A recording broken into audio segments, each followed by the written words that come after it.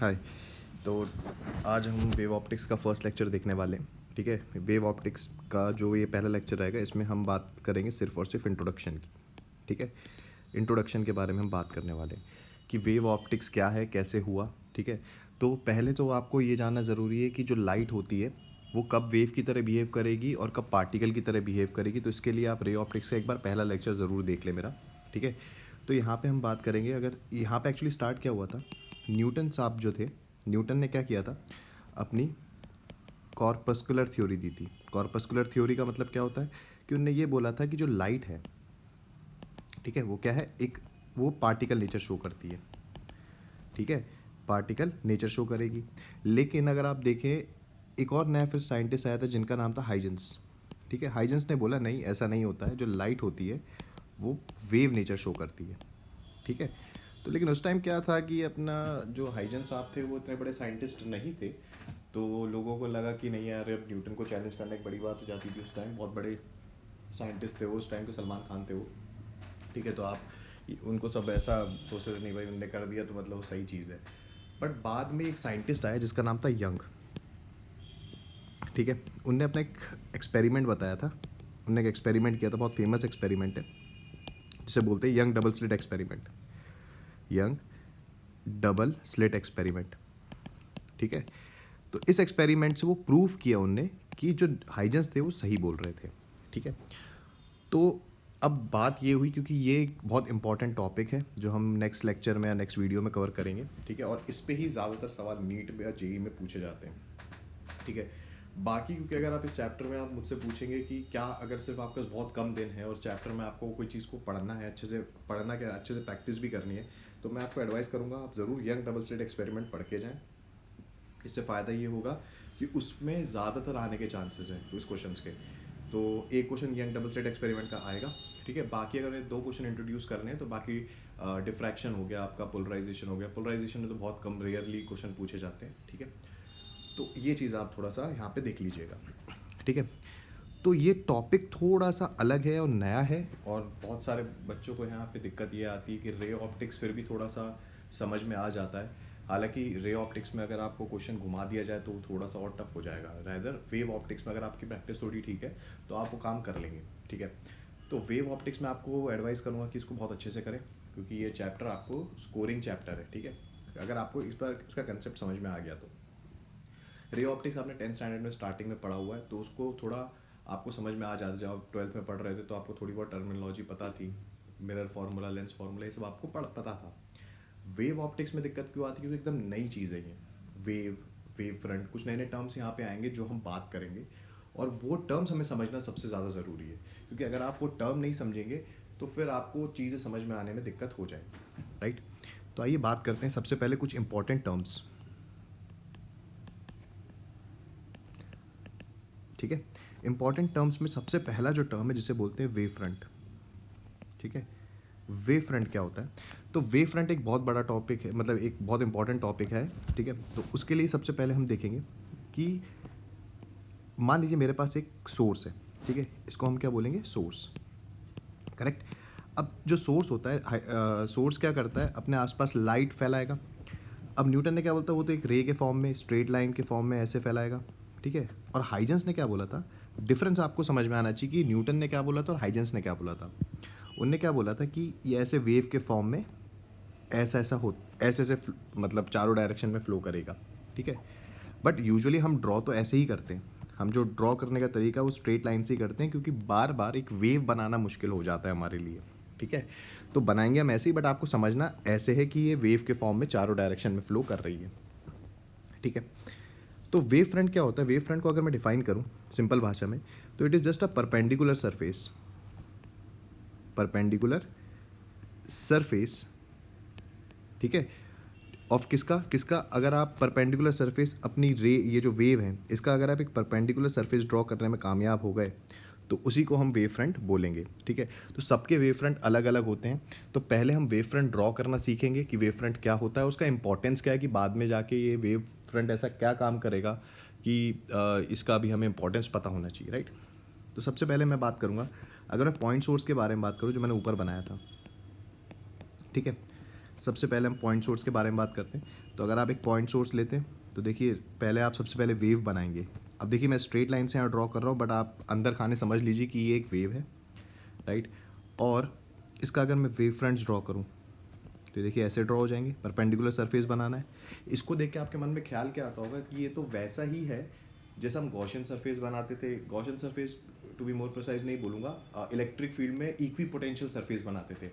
आपको अगर याद हो कि इक्वी पोटेंशियल सरफेस बनाने के लिए आपको बताया जाता था कि पहले आप इलेक्ट्रिक फील्ड लाइंस ड्रॉ करो, ठीक है, उसके बाद आप उसमें परपेंडिकुलर सरफेस बनाओ, तो वो सारे इक्वी पोटेंशियल सरफेसेस हो जाएंगे। तो आप देख सकते हैं ये वैसा ही कुछ है, ठीक है, राइट। दूसरा आप मान लीजिए ऐसा कोई लाइन सोर्स है आपके पास, तो लाइन सोर्स है तो यहाँ से लाइट आपकी ऐसी जाने वाली है स्ट्रेट से, है ना। तो अगर आप इसमें बनाएंगे तो कैसे बनाएंगे, अगर आप 3D में देखना चाहते हो तो कुछ ऐसा बन जाएगा। 2D में आप सिर्फ एक लाइन खींच दीजिए, है ना। तो जैसी आपकी मर्जी हो लाइन बना सकते हैं, या तो आप ऐसा कोई अच्छा सरफेस डायग्राम बना सकते हैं ऐसा। तो ये आपके क्या हो गए, वेव फ्रंट। जो रेड वाले मैं बना रहा हूँ they are nothing but wave fronts, ये आपके वेव फ्रंट्स हो गए, है ना, ठीक है, बहुत बढ़िया। और आप कैसे वेव फ्रंट्स बना सकते हैं, बस परपेंडिकुलर सरफेस बनाना है। जैसे कि हम और कुछ एग्जांपल्स ले लेते हैं, कुछ और डायग्राम्स में देख लेते हैं। जैसे कि ये एक सरफेस है, ठीक है, ये मीडियम 1 है, ये मीडियम 2 है, ठीक है। आप मान लीजिए आपकी रे ऐसी ट्रैवल करती है, राइट, ऐसी ट्रैवल करती है, और मान लेते हैं μ2 बड़ा है, तो ये बेंड टूवर्ड्स द नॉर्मल वाला केस अगर हम ले लेते हैं तो ये ऐसा हो जाएगा, ठीक है। तो एक केस ये भी ले लिया है हमने। तो आइए इसमें अगर मैं ड्रॉ करता हूँ वेव फ्रंट तो ऐसे बन जाएंगे। आप कितने भी सरफेस बना सकते हो, ऐसा नहीं आपको 1-2 ही बनाना है, ठीक है। ये आपका वेव फ्रंट बन गए, ठीक है। और कौन सा केस ले सकते हैं, जैसे आपने कोई लेंस लिया, राइट, ये कौन सा लेंस हो गया, बिल्कुल सही, कॉन्वेक्स लेंस हो गया। अब मान लीजिए ऐसी रे आ रही है पैरेलली, तो क्या करेगी, ये कॉन्वर्ज करेगी ऐसा, है ना।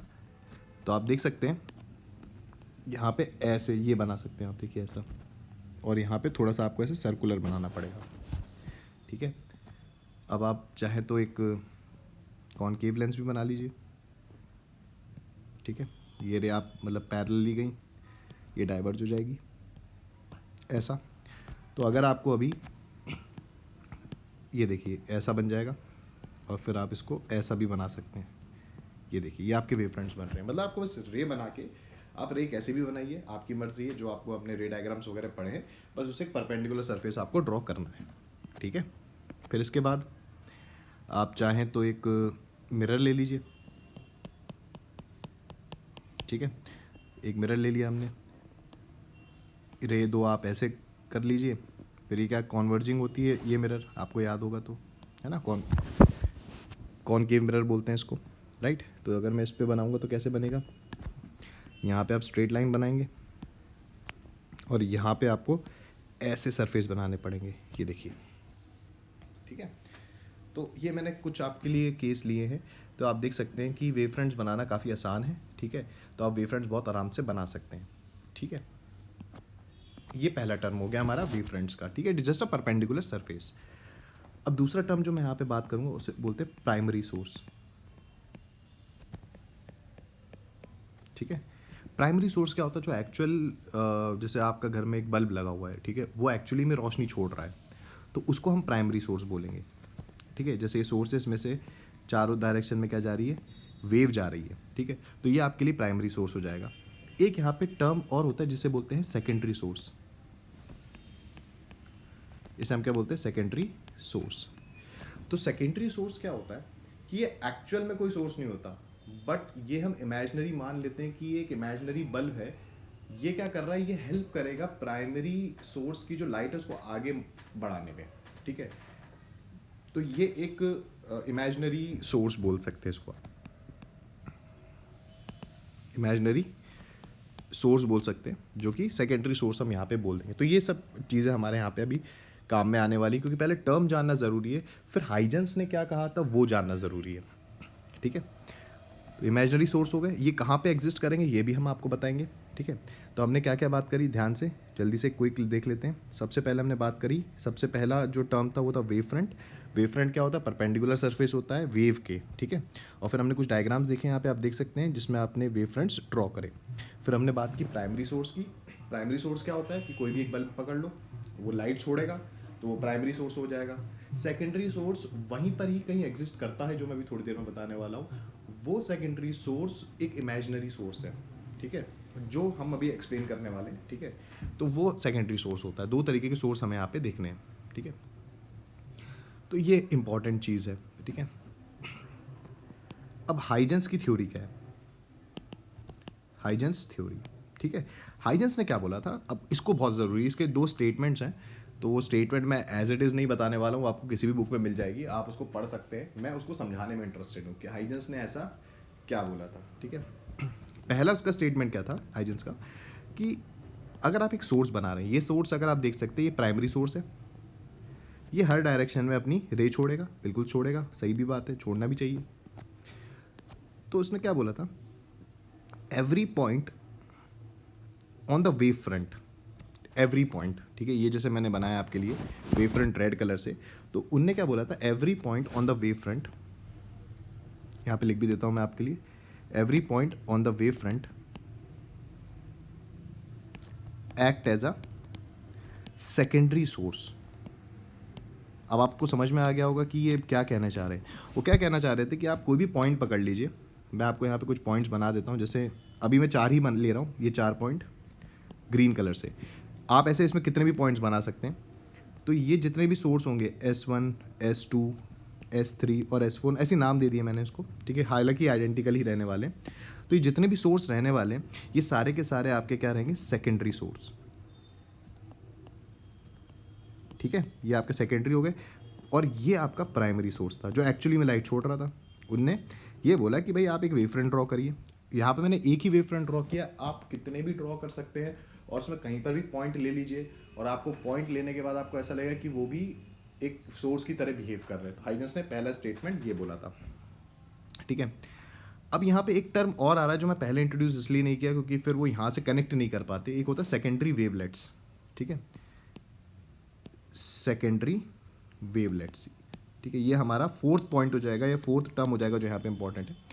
सेकेंडरी वेवलेट्स बेसिकली क्या होता है कि अगर आप सेकेंडरी सोर्स का वेव फ्रंट बनाए, तो सेकेंडरी सोर्स के लिए अगर आप वेव फ्रंट बनाए तो उसको वेव फ्रंट नहीं बोल के वेवलेट्स बोल दिया गया, ठीक है, क्योंकि वो एक आइडेंटिटी बनी रहनी चाहिए, उसकी एक यूनिकनेस बनी रहनी चाहिए कि अगर आप वेव फ्रंट बोल रहे हैं तो इसका मतलब सिर्फ और सिर्फ आपने प्राइमरी सोर्स कंसिडर किया है, ठीक है। नहीं तो आपके दिमाग में भी चीज़ें आएंगी कि नहीं वेव फ्रंट किसका, प्राइमरी का कि सेकेंडरी का, तो सेकेंडरी का भी कौन से सेकेंडरी का, क्योंकि मिलियंस ऑफ सेकेंडरी सोर्सेज रहेंगे। तो आपसे थोड़ी ना आप बोलोगे कि नहीं मुझे इसका चाहिए, मुझे इसका चाहिए, इसलिए बाकी सबको हमने एक अलग कैटेगराइजेशन में रख दिया कि साहब ये है आपके सेकेंडरी वेव फ्रंट या वेवलेट, सॉरी, है ना, सेकेंडरी वेवलेट्स। तो अब समझिए दूसरी स्टेटमेंट के अनुसार क्या बोला था कि जो सोर्स है, तो उनने क्या किया, अपनी वेव छोड़ी, बिल्कुल छोड़ी। अब डायग्राम से आपको समझ में आता रहेगा क्या है। तो आप एक वेव फ्रंट ड्रॉ कर लीजिए इसमें, ठीक है भाई, वेव फ्रंट ड्रॉ कर लेते हैं, बना दिया एक वेव फ्रंट। अब इसके सारे पॉइंट्स, जबकि मैं 4 ही ले रहा हूँ, लेकिन आप देखेंगे तो चारों सारे पॉइंट्स यहाँ पे जितने भी आप बीच में भी चाहें तो बना सकते हैं, ये सारे के सारे आपके सेकेंडरी सोर्सेज हो जाएंगे। अब जैसे कि आपका प्राइमरी सोर्स हर डायरेक्शन में वेव छोड़ता है, ये भी छोड़ेंगे, ऐसे दिख रहा है, जैसे मैंने उसके 4 बनाए, इसके भी मैंने 4 बनाए, इसके भी मैंने 4 बनाए, ऐसे इसके भी मैंने 4 बना दिए हर हर डायरेक्शन में, ठीक है। अब मैं इसका जो वेव फ्रंट बनाऊंगा उसे मैंने क्या नाम दिया, ये देखो, इसको मैंने नाम दिया सेकेंडरी वेवलेट्स। इसका जो वेव फ्रंट है देखो, ये इसका भी ऐसे ही बनेगा ना, परपेंडिकुलर सरफेस, ये देखो, ये देखो, ये बन गया। तो ये जो ब्राउन वाला मैंने बनाया है ये आपका क्या है, सेकेंडरी वेवलेट्स। ये जो ग्रीन वाला है ये आपका क्या है, सेकेंडरी सोर्स, ठीक है। और ये भी ऐसे ही होगा मतलब, लेकिन ऐसा बोला जाता है कि ये जो सेकेंडरी सोर्स होता है ना, ये आगे की डायरेक्शन में ज़्यादातर लाइट को फेंकते हैं एज कम्पेयर टू पीछे, नहीं तो फिर लाइट कभी आगे बढ़ ही नहीं पाएगी, है ना। तो उनने जो अपनी नेक्स्ट स्टेटमेंट में बोला था, जो सेकेंड स्टेटमेंट थी हाइजेंस की, सेकेंड स्टेटमेंट ऑफ हाइजेंस, पहला तो मैंने आपको लिखवा दिया है ना, सेकेंड स्टेटमेंट, उनने क्या बोला था कि the envelope of the secondary wavelet give rise to new wave front. ठीक है, इसका मतलब क्या हुआ, एनवेलप मतलब समझते हो कवर करने के लिए जो चीज़ होती है उसका एनवेलप बोला जाता है। ठीक है, अगर मैं इनके सारे, अब देखो मैं इसको कैसे कवर कर रहा हूँ, आप यहाँ से स्टार्ट करिए और मैं देखिए सारे वेवलेट्स को ये कवर कर रहा हूँ, तो देखिए क्या आपको एक नया वेव फ्रंट मिल गया। बिल्कुल ऐसा एक वेव फ्रंट और हो सकता है, मैंने आपको बताया वेव फ्रंट्स आप कितने भी बना सकते हो। आप फिर यही काम करते रहोगे तो, हालांकि मैं बहुत ज़्यादा इसमें नहीं बना रहा हूँ क्योंकि फिर बहुत डर्टी डायग्राम बन जाएगा। ठीक है, लेकिन आप ये देखोगे कि अगर आप इसको बनाओगे, आप यहाँ पे भी फिर सेकेंडरी सोर्स ले सकते हो, फिर यहाँ पे भी आपको ऐसे बना बना के ये देखो आपको न्यू वेव फ्रंट मिल गया यहाँ पे। ठीक है, तो ये इनकी सेकेंड स्टेटमेंट थी। तो ये दो बेसिकली उन्होंने अपनी स्टेटमेंट बताई थी जो सही भी है। ठीक है, क्योंकि अगर हम देखेंगे लाइट को वो वेव नेचर कब शो करती है, जब जो जिस ऑब्स्ट्रक्शन पे या जिस जगह वो गिर रही है उसका जो डायमेंशन है अगर उसकी वेवलेंथ के आसपास रहेगा तो वो वेव नेचर शो करेगी। ठीक है, तो उनका चेंज होता रहता है लाइट नेचर, क्योंकि देखो अगर मैं वेव बनाऊँ तो वेव ऐसे बनाऊंगा तो तुम्हें दिख रहा है। ठीक है, लेकिन अगर यही वेव बहुत धीरे से मैं ऐसे ऐसे करके बनाने की कोशिश करूँ तो आप देखोगे इक्विवेलेंट टू स्ट्रेट लाइन है। तो यही चीज़ हम यूजुअली कंसिडर करते हैं कि जब बहुत ज़्यादा लार्ज डिस्टेंस ट्रैवल करना हो वेव को, रे को, ठीक है, या लाइट को टू बी मोर प्रिसाइज, तो स्ट्रेट लाइन की तरह ही नज़र आती है, तो हम ज़्यादातर काम हमारा स्ट्रेट लाइन लेके काम कर लेते हैं। ठीक है, तो ये हमारे हाइजेंस की दोनों इंपॉर्टेंट स्टेटमेंट थी। तो दोबारा से इसको हम समझ लेते हैं। पहली स्टेटमेंट आपकी क्या थी कि every point on the wave front act as a secondary source. आप यहाँ पे कितने भी बना सकते हैं, कोई दिक्कत वाली बात नहीं है। सारे यहाँ पे सारे पॉइंट एक सेकेंडरी सोर्स की तरह बिहेव करेंगे जो कि वो भी लाइट डायरेक्शन में छोड़ेंगे। ठीक है, आगे ज़्यादा छोड़ेंगे पीछे कम छोड़ेंगे, सो दैट आगे लाइट आपकी प्रोपोगेट कर पाए। ठीक है, दूसरी स्टेटमेंट क्या बोली थी कि जो एनवेलप होता है, ठीक है, envelope of every secondary wavelet give rise to a new wave front. ठीक है, ये चीज़ भी मैंने आपको बता दी कि आप इसको कवर कर लीजिए, क्योंकि आप कोई भी चीज़ को कवर करते हैं तो उसको एनवेलप बोल देते हैं। ठीक है, एनवेलप वर्ड थोड़ा ठीक रहेगा, कवर वर्ड नहीं रहेगा, इसलिए एनवेलप यहाँ पे यूज़ किया गया कि envelope to every secondary wavelet give rise to a new wave front. तो ने दो स्टेटमेंट दी थी। ठीक है, अब थोड़ा सा और आगे बढ़ें अगर उसके बारे में, तो लाइट बेसिकली जो न्यूटन थे, तो न्यूटन ने जो अपनी थ्योरी दी थी, न्यूटन थ्योरी जो थी, उनने क्या किया था, लाइट के सिर्फ दो ही, रिफ्लेक्शन और रिफ्रैक्शन। ठीक है, यही दो फिनोमेना उनने प्रूव करके बताए थे कि भाई ये दो, लाइट सिर्फ रिफ्लेक्शन रिफ्रैक्शन ही प्रूव करती है। ठीक है, बट हाइजेंस ने क्या किया था, हाइजेंस ने और चीज़ें बताई थी। हाइजेंस थ्योरी के अकॉर्डिंगली उनने बोला था नहीं, ऐसा नहीं है, लाइट एक्चुअली 5 फिनोमेना शो करती है, जिसमें से रिफ्लेक्शन और रिफ्रैक्शन तो था ही, रिफ्लेक्शन था, फिर आपका रिफ्रैक्शन था, फिर एक था इंटरफेरेंस। ये बहुत इंपॉर्टेंट है, अगर आप मुझसे पूछेंगे सबसे इंपॉर्टेंट ये इंटरफेरेंस ही है, जिसको मैं नेक्स्ट वीडियो में डिस्कस करूंगा। अभी हम रिफ्लेक्शन और रिफ्रैक्शन प्रूव करेंगे हाइजेंस थ्योरी के अकॉर्डिंगली। फिर आता है डिफ्रैक्शन, डिफ्रैक्शन या डाइफ्रैक्शन जो आपकी मर्जी है वो बात है कि, और पांचवा था पोलराइजेशन। ठीक है, तो ये सब टॉपिक हम एक एक करके डिस्कस करेंगे। आज के लेक्चर में हम रिफ्लेक्शन और रिफ्रैक्शन करेंगे, फिर नेक्स्ट में मैं आपको इंटरफेरेंस बताऊंगा, क्योंकि ये बहुत बड़ा टॉपिक है, तो ये एक लेक्चर में पूरा करना मुश्किल है, जिसमें यंग डबल स्लिट एक्सपेरिमेंट आएगा जो मैंने स्टार्टिंग ऑफ द वीडियो आपको बताया था। फिर आता है आपका डिफ्रैक्शन, डिफ्रैक्शन और पोलराइजेशन हम एक में ही कर लेंगे, या आपको लगे तो मैं अलग अलग भी कर दूंगा, तो छोटे वीडियो बन जाएंगे, कोई दिक्कत नहीं है। तो ये जो है, ये 3 फिनोमेना जो थे बाकी के, ये न्यूटन की थ्योरी से एक्सप्लेन नहीं हो पा रहे थे, लेकिन ये फिनोमेना शो हो रहा था। तो फिर अब हाइजेंस की थ्योरी से हमने क्या देखा भाई, वो हाइजेंस की थ्योरी इंटरफेरेंस, डिफ्रैक्शन, पोलराइजेशन ये तीनों प्रूव कर रही थी, लेकिन वो रिफ्लेक्शन और रिफ्रैक्शन भी प्रूव कर रही थी। ठीक है, तो कम मतलब अगर आप देखें तो ज़्यादा एक्यूरेट और ज़्यादा सही कंपैरिजन में अगर हम देखें तो हाइजेंस की थ्योरी ज़्यादा एक्यूरेट थी। ठीक है, तो अभी आगे की अगर हम बात करें, सबसे पहला लॉ ऑफ रिफ्लेक्शन अगर हम प्रूव करें, लॉ ऑफ रिफ्लेक्शन। ठीक है, लॉ ऑफ रिफ्लेक्शन क्या बोलता है, angle of incidence is equals to angle of reflection, यही बोलता है ना, ये ध्यान रखिएगा, रिफ्लेक्शन है। तो इसको हम प्रूव कर लेते हैं अगर, तो देखिए सरफेस है, मैंने एक रे डाली है। ठीक है, ये रे यहाँ पे चली गई, ये रे यहाँ पे चली गई, ऐसी है ना, रिफ्लेक्ट होने के बाद। ठीक है, अब आइए सबसे पहले आप क्या करिए, एक वेव फ्रंट बनाइए जो परपेंडिकुलर होता है सरफेस के ऐसा। तो दोनों के लिए मैंने एक वेव फ्रंट बनाया हुआ है ऐसा, ठीक है। ये वेव फ्रंट मैंने आपके लिए ड्रॉ किया हुआ है, थोड़ा जूम कर देता हूँ आपको क्लैरिटी होगी, ठीक है। ए बी, इसको सी और इसको डी ले लिया, ठीक है। तो आप यहाँ पे देख सकते हैं, अगर मैं एक नॉर्मल बनाता हूँ ऐसे, ये नॉर्मल, तो ये एंगल ऑफ इंसिडेंस हो जाएगा और ये आपका एंगल ऑफ रिफ्लेक्शन हो जाएगा, ठीक है। तो अगर ये आई है तो ये भी आई हो जाएगा, और ये आर है तो ये भी आर हो जाएगा, करेक्ट है, ठीक है। ये यहाँ तक पूरा है, आप ऐसा समझिए, ये पूरा आर हो जाएगा और ये भी पूरा, सॉरी ये आई हो जाएगा और ये पूरा आर हो जाएगा, ये पूरा एंगल, क्योंकि बचा हुआ 90 माइनस आई हो जाएगा, फिर आई हो जाएगा। आपको पता है ये ऑल्टरनेट चलता रहता है, ठीक है। अब आप देखिए, अब मैं ट्रायंगल लेता हूँ, in triangle A D B and triangle A C B, ठीक है। इनको मैं कॉन्ग्रुएंट प्रूफ कर देता हूँ तो मेरा काम बन जाएगा, ठीक है। तो आप देख सकते हैं A B is equals to A B, common side है, बचपन याद आ गया होगा, ठीक है। Angle D is equals to angle C 90 degree है, ठीक है। अब आप ये देखिए, ये जो साइड है, अब मैं बता रहा हूँ कौन सी साइड, ट्रायंगल ए डी, इसमें जो ए सी जो लेंथ होगी, ए सी लेंथ, ठीक है।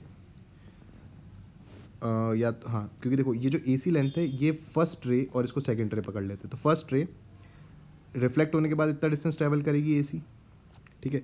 उतना ही डिस्टेंस किसके बराबर होगा, ठीक है।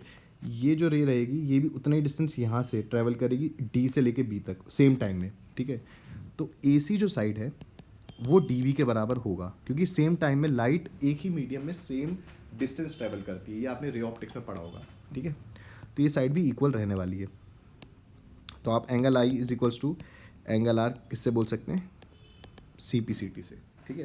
तो ये बेसिक चीज़ है। तो अगर आपको तीसरा वाला जो स्टेप है ये वाला, इसमें आपको ज़्यादा इतना भी वो सोचने की ज़रूरत नहीं है, रेदर आप ये सोचो कि आपकी जो लाइट है वो सेम मीडियम में सेम टाइम में सेम डिस्टेंस से ट्रैवल कर सकती है, तो वो दो डिस्टेंस सेम ही रहने वाले हैं, ठीक है। तो ये भी हमने प्रूव कर दिया। सेकेंड है आपका law of refraction. Law of refraction क्या बोलता है, sine I by sine R is equals to mu, Snell's law, ठीक है। तो ज़रा उसको भी प्रूव कर लेते हैं हाइजेंस थ्योरी के हिसाब से। सरफेस है, ये दो रे डाल दी मैंने ऐसे, ठीक है। तो ये टूवर्ड्स द नॉर्मल जाएंगी ये रे, ये भी आपका नॉर्मल है, टूवर्ड्स द नॉर्मल जाएगी ऐसे, ठीक है। अब वेव फ्रंट ड्रॉ कर लेते हैं। तो देखिए एक वेव फ्रंट मैंने ऐसे ड्रॉ कर दिया, एक वेव फ्रंट मैंने ऐसे ड्रॉ कर दिया, ठीक है। आइए अब इसका लिख लेते ए बी सी और ये डी, ठीक है। तो आप देख सकते हैं ये एंगल आई है तो ये एंगल भी आई हो जाएगा, वही 90 माइनस आई फिर आई, ये एंगल आर है तो ये एंगल भी आर हो जाएगा, ठीक है। तो आप अगर ऊपर वाले ट्रायंगल में देखेंगे, कौन सा triangle, in triangle A B C, तो साइन आई का वैल्यू क्या होता है, साइन थीटा लगाएंगे तो अपोजिट अपॉन हाइपोटेनस, हाइपोटेनस कितना हो जाएगा, ए सी हो जाएगा, राइट। दूसरे वाले ट्रायंगल में कौन सा, ए डी सी, ठीक है। आप साइन थीटा लगाएंगे तो अपोजिट कितना हो जाएगा, ए ओ अपॉन, या ए डी, सॉरी ये ए डी है, अपॉन हाइपोटेनस सेम ही रहेगा। तो अब मैं इक्वेशन नंबर 1 ले लेता हूँ, इक्वेशन नंबर 2 ले लेता हूँ। तो ये हो जाएगा sine I by sine R is equals to, आप देख सकते हैं यहाँ से ए सी कैंसिल हो जाएगा, सिर्फ बचेगा B C by A D, correct है।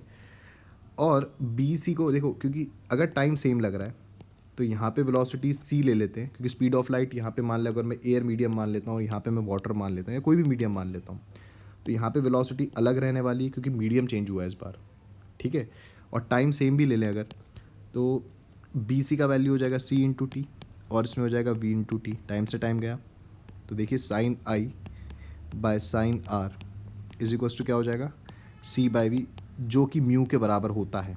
आपको पता होगा म्यू की एक डेफिनेशन और होती है, speed of light in medium 1 या speed of light in air to the speed of light in any other medium, ठीक है। तो सी क्या होती है, speed of light in vacuum या एयर ले लीजिए, या एयर, और वी मैंने क्या लिया है, स्पीड ऑफ लाइट